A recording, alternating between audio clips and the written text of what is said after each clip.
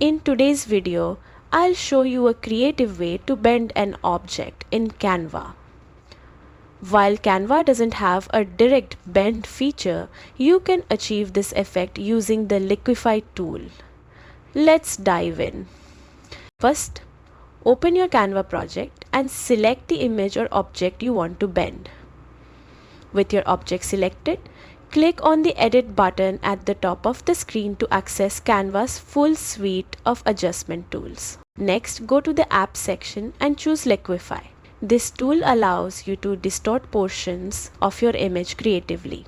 Within Liquify, select the wobble effect. Here, adjust the wobble amount to its maximum for a pronounced bend and reduce the wobble scale to smooth out the effect and avoid glitches. Once you are happy with the bend, click Save. Your object now has a unique bending effect embedded right into your Canva project. And that's it.